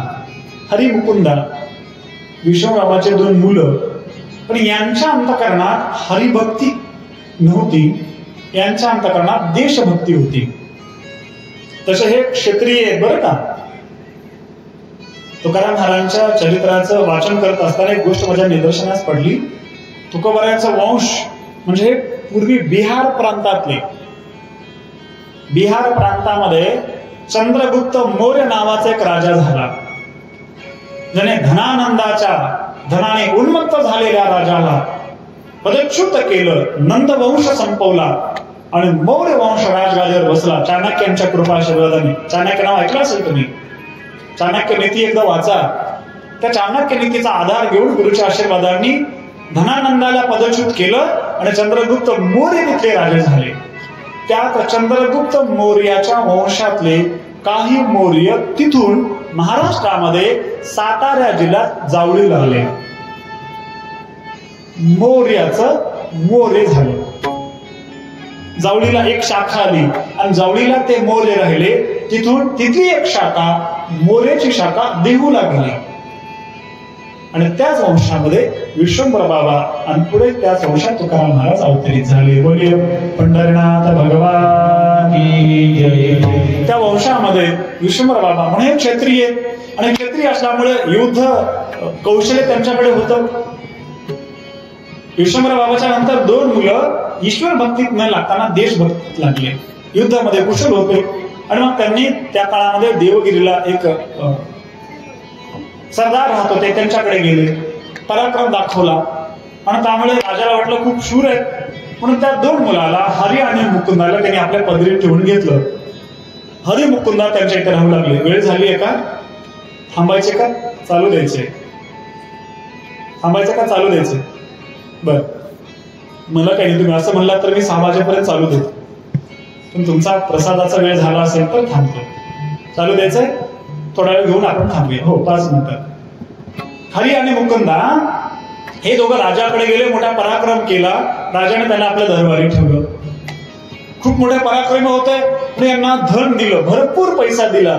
मग घरदार बांधले. पण आमाई देहूत राहत होती. आमाई पांडुरंगाची सेवा करत होती. पोरांची लग्न झाली. हरिमुकुंदाची लग्न झाली, तुम्ही बायका घेऊन तिकडे राहू लागले. पण ती पोरं आताच्या पोरासारखी नव्हती. त्यांना वाटायला लागलं आपण राहतोय पण आई आपल्या सोबत नाही, आईला सोबत आणलं पाहिजे. आणि म्हणून ते दोघंही आले आणि आईला सांगितलं, आमाई म्हणे आम्ही तिकडे राहतो, मोठे घरं बांधले, सगळा आनंद आहे, पण तू नाहीस का आमच्या सोबत, आम्हाला काही करमत नाही, इको कमी करा, तू चल बरं आमच्या सोबत. आमाई म्हणली, बाळांनो अरे मी आले असते पण पांडुरंगाची सेवा कोण करेल? तुझ्या बापाने पांडुरंगाची सेवा केली आहे, ते तुझ्या वडिलांसाठी पांडुरंग इथे आले, मला नाही येता येणार. पोरं म्हणले, आई पांडुरंगाची सेवेला काळजी आहे ना, आम्ही व्यवस्था करतो, 2 ब्राह्मण ठेवू आणि त्यांच्याकडून सेवा करून घेऊ, तू चल थोड्या दिवसासाठी चल. आता पोराने आग्रह केला आणि पोरांच्या पुढे नाईलाज झाला आणि आमाई माता पांडुरंगाची सेवा सोडून, देव सोडून मुलासोबत देवगिरीला गेल्या. 1 दिवस झाला, 2 दिवस झाला, 3 दिवस झाले, आमाई काही परत देवला येईना आणि देवाला काही करमेना. देवाला आपल्या भक्ताला सोडून करमत नाही. हा देव एके दिवशी आमाईच्या स्वप्नात गेले आणि आमाईच्या स्वप्नात जाऊन सांगितलं, आई मला सोडून देवगिरीला आलीस? आमाई तुझ्या नवऱ्याने मला आणलंय. अगं तुमच्यासाठी आम्ही इथे आलोय आणि मला सोडून पुत्र मोहासाठी तू निघून गेलीस? आमाई परत ये, मला करमत नाही तुझ्याशिवाय. भगवान स्वप्नात गेले, आमाईला जाग आला, अरे रामा पांडुरंग माझ्या स्वप्नात आले, पांडुरंगाला करमत नाही, पांडुरंगाचं मन लागत नाही, मला जायचंय बाळा. पोरं म्हणले, पोरं हसू लागले, आई अगं असं कुठं होतं का म्हणे, देव स्वप्नात येतो चल म्हणतो का? आई तो देवाला सोडून आलीस ना, तुला त्याच्यामध्ये ध्यान करतेस ना, म्हणून देव स्वप्नात आलो, काळजी नको करू म्हणे. अजून 2 ब्राह्मण वाढवतो आणि पांडुरंगाची सेवा करतो. तू आता इथून सोडून परत वापस जायचं नाही. नाईला झाला, पोरं ऐकत नाही, आम्हाला राहावं लागलं. आणि दुसऱ्या दिवशी सुद्धा आमाईच्या स्वप्नामध्ये भगवान परमात्मा गेले. आमाईने सांगितलं, भगवान म्हणाले, आमाई का ग पोरामध्ये वेडी झालीस का? मला विसरून गेलीस का?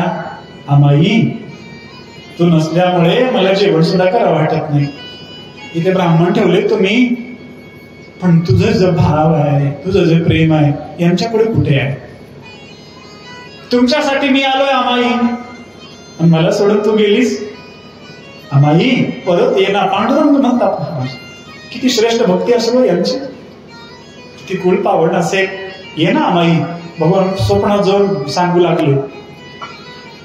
आमाईला परत जाग आला, आमाई बेचैन झाली, काय करावं. दुसऱ्या दिवशी पोरांना सांगितलं, बाळांनो नका रे मला आग्रह करू, मला जाऊ द्या ना. पांडुरंग मला पुन्हा पुन्हा स्वप्नातून सांगतायत रे, जाऊ द्या रे बाळांनो. पोरं ऐकणार, पोरं हसू लागले. वेडी आई, अगं कुठं देवाच्या स्वप्नात येत असतो का? आमच्या का स्वप्नात येत नाही देव? तू नको काळजी करू, सगळी व्यवस्था केली आहे मी देवाची. असं 1-2 वेळा झालं. भगवंतानी बऱ्याच वेळा सांगितलं, पण आमाई काही परत येईना. आणि मग मात्र भगवंताला राग आला आणि भगवान परमात्मा आमाईच्या स्वप्नात गेले आणि परत जाऊन सांगितलं, काही काळ लोटता पायी निद्रिस्त असता आमाबाई, स्वप्नावस्थे समयी मिठाबाई प्रकटले. गवगवीत सावळी मूर्ती, पडले पितांबर प्रभादीप्ती, दिव्य कुंडले काणी तळपती, मकराकृती सुधाळे. ऐसे रूप प्रकटोनी स्वामी, आमाईस म्हणे चक्रपाणी, तू पुत्रमय गुंतोनी मज टाकोणी दिदले. विशंबरे देवणी भा, देऊ क्षत्रे वैशुल्य देख, ते तू विसरून सकळी संसार सुख पासी.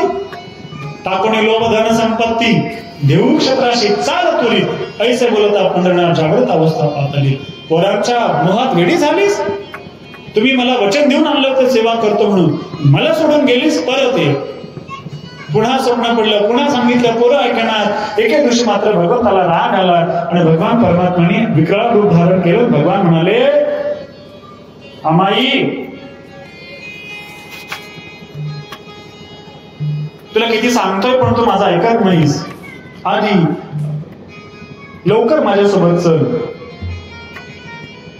म्हणे बा, तुमच्या वडिलांनी भाग्यसी गोईला चक्रपाणी मूर्ती स्थापनेचे स्थाने वैकुंठ भोवणे गेला. स्वप्नेश्वराचं प्रत्येक कैशी रीती मानावी. आणि जर माझ्यासाठी नाही आलीस ना अमाई तर थांब म्हणे. या पुत्राचा तुला मोह आहे ना. तुला सांगतोय ते पुत्र उद्या तू जर परत आली नाहीस तर तुझे पुत्र 2 प्रहर सुद्धा वाचणार नाही. भगवंताने शेवटचा इशारा दिला. स्वप्नात जाऊन सांगितलं. आमाईने पुन्हा पोरांना सांगितलं, पोरांनो, रात्री भगवान माझ्या स्वप्नात आले होते आणि भगवंताने सांगितलं, जर तू परत आली नाहीस तर पुत्र मरतील. म्हणतोशी जाण. भगवान म्हणाले, पोरं मरतील म्हणून पोरांना मला जाऊ द्या. पोरं हसू लागले. पोरं म्हणायला लागले, आई असं कुठं होतं का म्हणे. हरी मुकुंद उभयता म्हणती वार्धक्य दशा आली असता म्हणून जाण माता अशोक वार्ता दिसत असे. असं काही होत नाही म्हणे. देव काही कुणाला मारत असतो का. आणि असं जर खरं झालं नाही तर आनंदच आहे म्हणे. पुत्र म्हणती व जडणे आम्ही तरी मरतो आजीचे देणी. आता आपले हाते करुणे बैसवावे भोजनी सत्वर. जर असं होणार असेल नाही तर आम्ही तुझ्या हाताचं भोजन खाणार आणि जाऊन मरणार. स्वयंपाक करायला लावला. आई म्हणाली, बाबा, देवाचा संदेश आहे, सावध झालं पाहिजे. पोरं हसू लागले. म्हणे, जेव उग, असं कुठं होतं का म्हणे. आणि हे सगळे जेवण करत होते. अर्ध जेवण झालं न झालं तेवढ्यामध्ये राजाचे दूत दारात आले आणि राजाच्या दूताने सांगितलं, हरी मुकुंदा, राजाने निरोप पाठवलाय. काय निरोप आहे. राजा म्हणत आहे, जेवण करत असाल तर जेवण अर्धवट सोडून लवकरात लवकर वापस या, कारण परचक्र आलंय आणि आपल्याला युद्धाला जायचंय. जेवता जेवता पोरांनी हात घेतला महाराज. आमाई म्हणली, बाळांना मी तुम्हाला सांगितलं नव्हतं. पांडुरंगाने मला सांगितलं म्हणून. अरे बाळा, घात होणार. पोरं हसू लागले. आई काळजी कशाला करतोस म्हणे. आम्ही पराक्रमी आहोत. आता जातो, युद्ध करतो, परचक्र परत करतो आणि पराक्रम करून तुला येऊन सांगतो म्हणे. आईने सांगितलं, माझं ऐका, जाऊ नका, जाऊ नका. पण पोरं ऐकत नाही. पोरं निघाले युद्धाला. आम्हाला चिंता वाटू लागली, काय होणार. आणि तसंच झालं महाराज. सुनेशी आज्ञा करिता जात. सुनीला सांगितलं, अगं आता काय करा तुम्ही तरी सांगा. पण सुनाचे ते ऐकणार. हरी मुकुंदा दोघेही आले. सेना सज्ज करुणी त्यांनी निघाले. मातेसी पुसोनी घाव घातला निशाणी त्वरे करुणी चालिले. परचक्राडे येता सत्वर युद्ध चाले घोरंदर रणी उभयता पडले शूर हाहाकार माजला. एकमेकावर बाणांचा वर्षाव करू लागले. घरघर युद्ध पेटलं. समोरचा योद्धा अत्यंत बलवान होता आणि तो यांच्यावर बाण सुरू लागला. हे दोघं सुद्धा अत्यंत पराक्रमी होते. अनेकांना मारत मारत मारत हरिमुकुंदा पुढे गेले. पण शेवटी 2 बाण असे आले आणि हरिमुकुंदाच्या हृदयात देऊन लागले. दोघं जर पराजित होतात ते क्षणी हरिमुकुंदा पडता विकळ अनुताप झाला वेळ. म्हणती मातेचे वचन नाही केले म्हणून झाले ऐसे. 2 बाण आले. सुई करत त्या बाणाचा आवाज झाला. छातीत येऊन लागले. दोघही जेवढे खाली पडले. सैनिक पळून जाऊ लागला. परत दुसरा राजा मारू लागला. कोणाचा हात तोडतोय, कोणाचं मणकं तोडतोय. दोघे खाली पडले. दोघं म्हणायला लागले, आईचं ऐकलं असतं तर बरं झालं असतं. आईचं ऐकलं नाही. आता काय करावं. पश्चाताप होता तेव्हा पांडुरंगाचा करिता धावा. म्हणती पतित पावना देवादी देवा भेटवा दोघांसी वैकुंठासी. हे पतित पावना देवा, पांडुरंगा, आमचं चुकलं रे बाबा. तुझी सेवा सोडून आम्ही इकडे आलो. आईला आपण घेऊन आलो. आमच्यावर कृपा कर देवा. आम्ही नाही भक्ती केली पण माझ्या बापाने तुमची भक्ती केली आहे. त्या बापासाठी देवा आमचा उद्धार करा. दोघांनी धावा केला. भगवंताला दया आली ना. माझ्या विश्वंभराचे पोर आहेत आणि विश्वंभरासाठी भगवंताने यांनाही विमान पाठवलं अशी कथा आली. देव किती कृपाळ आहे बघा. देव करुणा ऐकोणी ऐसी तत्काळ दर्शन दिले त्यासी. पुष्पिका वैशोणी दोघासी वैकुंठासी पडलेले पुंडली कवर झाली विठ्ठल श्री देवाला दयाली देवाने दोघांसाठी पुष्पक विमान आणलं आणि त्या दोघाला वैकुंठाला नेलं. मुलांचं कर्तृत्व नसतं पण बापाच्या नावावरून कधी कधी पोराचं चांगलं होतं. लोक म्हणतात तुझं काम तर मी केलंच नसतं रे, पण उगा तुझ्या बापाकडे बघून काम करा म्हणतात की नाही लोक. बापावरून मुलाचं काम होतं. जसं विश्वंभर बाबामुळे या दोघांचा उद्धार भगवंताने केला आणि वैकुंठाला नेलं महाराज. पण तो राजा त्याचं सैन्य संपूर्ण गावात शिरलं. जाळपोळ सुरू झाला. सगळीकडे हाहाकार उडाला. सैन्य धन चोरू लागले, लोकांना मारू लागले, जाळपाळ करू लागले. सगळीकडे आकांत, कुठे जावं कोणाला कळेना. आणि करता करता बातमी आमाईच्या कानी पडली. दोन्ही पोरं धारातीर्थी पडलेत, मरून गेलेत. काय करावं रडू लागली पांडुरंगा, हे काय केलंस, आता कुठे जाऊ. तोपर्यंत सगळी घरात आले. घरातलं धन नेऊ लागले. घराला आग लागली. सुखाचं कधी दुःख होईल काही सांगता येत नाही महाराज. एका क्षणात सुखाचं दुःख झालं, काय करावं काही कळे ना. मुकुंदाची पत्नी म्हणली मी कुठे नाही येणार, माझ्या पतीसोबत सती जाणार. हरीची पत्नी गर्भवती होती आणि गर्भवती स्त्रीला सती जाता येत नाही. मग आमाई म्हणाली तू माझ्यासोबत चल, इथे राहिलं तर आपल्याला हे मारते. आमाईंनी तिला सोबत घेतलं, हरीच्या पत्नीला, आणि देहूला आले. देहू मध्ये आले आणि आमाईची सून आहे छोटी, ती मात्र आपल्या माहेरी बाळापणासाठी निघून गेली. आमाई देहूत आले आणि आमाईंनी देहू मध्ये आल्या आल्या पांडुरंगाच्या चरणावर साष्टांग दंडवत घातला. ठाव पडून आमाई रडू लागली, पांडुरंगा पांडुरंगा रे काय केलंस हे. राग आल्यावर माझ्या पोरांना मारलंस का देवा, शोभलं का रे तुला, असं का केलंस देवा. आमाई रडू लागली, देवाची भांडू लागली. खूप मोठं भांडण आहे आमाईचं. त्यांना भगवान प्रसन्न झाले, आम्हाला वरदान दिलं, भगवान राहिले. पुढे काय काय कथा झाली आहे. आमाईची सून म्हणजे हरी या प्रसूत झाल्या. त्यांना विठ्ठल नावाचा मुलगा झाला, विठोबा. त्याचा पदाजी, पदाजीचा शंकर, शंकरचा कान्होबा, कान्होबाचे बोलोबा, आणि बोलोबाच्या पोटी कनकाई मातेच्या पोटी तुकोबांचा अवतार झाला. या सगळ्या कथा आपल्याला ऐकायच्या. गोड चरित्र आहे. बंद करावं असं मला वाटेनं गेलं, पण 4ची वेळ होती, 4:30 झालं. महाप्रसाद तयार झाला असेल. आज कथा सुरू करायला उशीर झाला म्हणून थोडा वेळ उशिरा सुटलाय. उद्यापासून अगदी 1 वाजता कथेला प्रारंभ होईल आणि बरोबर 4ला आपल्या कथेची आरती होईल. आमच्या महाराजांनी सांगितलंय की कथा उशिरा सुरू झाली तरी जमेल, पण 4ला म्हणजे 4ला प्रसाद महत्वाचा आहे. त्यामुळे उद्यापासून लेट होणार नाही. उद्यापासून वेळेवर आपल्याला यायचंय. तुम्ही तर याच, पण अनेकांना घेऊन या. खूप गोड चरित्र आहे आमच्या तुकोबरायांचं, सुंदर चरित्र आहे. चरित्र ऐकून आपली वाणी, आपलं जीवन पुनीत होणार आहे. अत्यंत गोड कथा आणि त्या तुकोबरायांचं प्राकट्य होणार आहे. तुकोबरायांच्या जन्माची कथा आपल्याला ऐकायची. एक असताना फुलं घेऊन या. तुकोबरायांचा उत्सव साजरा करायचा आहे. फुलं घेऊन या, जमलं तर पिवळे वस्त्र म्हणजे पिवळ्या साड्या असं सुंदर परिधान करून या. सुंदर हा मंडप सजवा. भगवान परमात्म्याचे लाडके भक्त तुकोबरायांचा अवतार उद्या होणार आहे. त्या तुकोबरायांच्या जन्माची कथा, तुकोबरायांच्या आधीच्या काही पिढ्यांची थोडी कथा राहिली आहे, ती कथा ऐकून तुकोबरायांचा जन्म, तुकोबरायांचा विवाह, तुकोबरायांचं गोड चरित्र उद्या आपल्याला ऐकायचंय. आजच्या वेळेला या ठिकाणी आपण पूर्णविराम देत आहोत. तुकोबरायांच्या नावाचं चिंतन करू आणि आपण थांबूया. तुकाराम तुकाराम तुकाराम तुकाराम तुकाराम.